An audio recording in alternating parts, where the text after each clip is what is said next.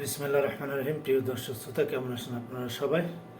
প্রতিদিনের মতো আবারও আজকে আপনাদের মাঝে আসলাম।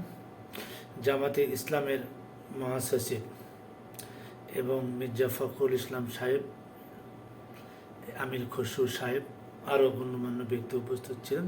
গতকালকে সংবাদ সম্মেলন করেছে, আপনারা দেখেছেন।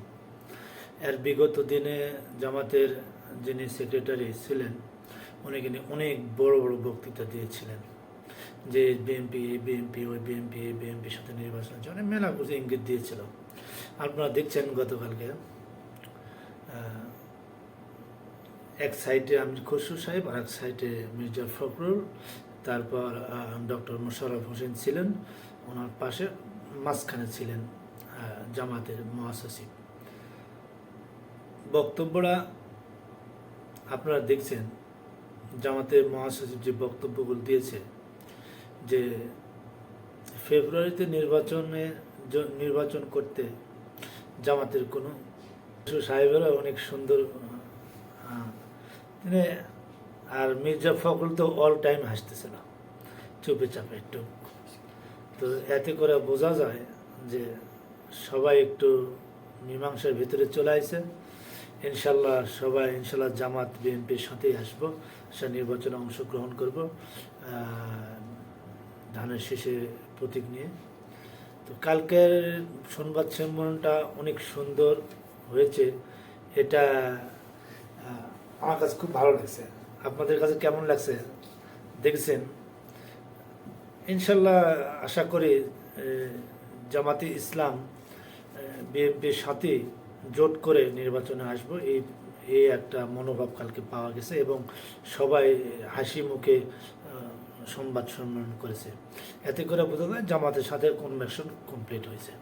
এখন ছোট ছোট যে দলগুলো আছে, চরমনাই সহ ইসলামিক যে দলগুলো আছে, তারা এখন ধীরে ধীরে চলে আসবে। একটু অপেক্ষা করো, 28 জুলাই যখন তারেক রহমান সাহেব চলে আসবে দেশে, এগুলো সব ইনশাল্লাহ ঠিক হয়ে যাবে, কোনো প্রতিবন্ধক থাকবে না। তবে একটা সমস্যা দেখা যাচ্ছে সেটা পিআরপি পদ্ধতিতে নির্বাচন সমস্ত দলই চাইছে, শুধু বিএনপি ছাড়া। কিন্তু পিআরপি নির্বাচনে অংশগ্রহণ বিএনপি করবে না, কারণ পিআরপি জিনিসের সাথে দেশের মানুষ অপরিচিত। তো পিআরপি পদ্ধতি করার একটাই কারণ ওদের, যে ওরা দুটো একটা হলো তো আসন পাবে। তাছাড়া যদি আগের মতো যেভাবে নির্বাচন করাতে ওইভাবে যদি নির্বাচন করে, তাহলে এগুলো দলের তখন ভিত্তি নাই, বোঝেন নেই।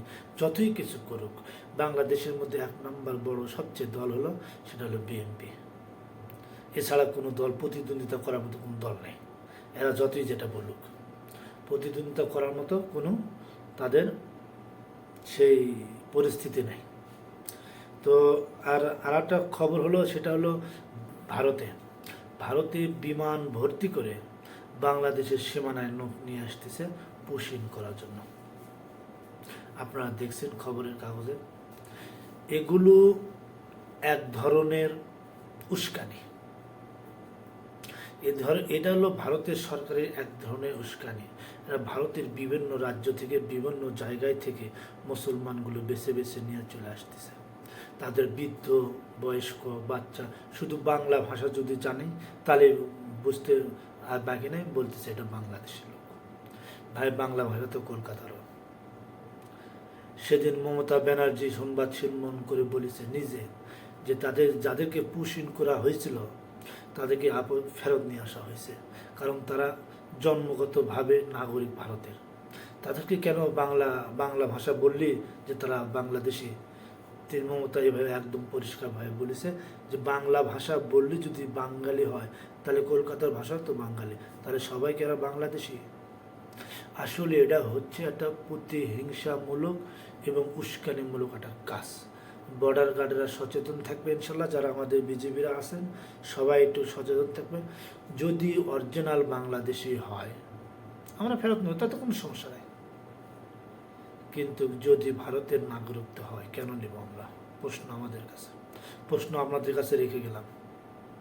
আর যারা বর্ডার এলাকায় যারা আছেন, গ্রামে যারা বসবাস করেন, তারা একটু সচেতন হবেন।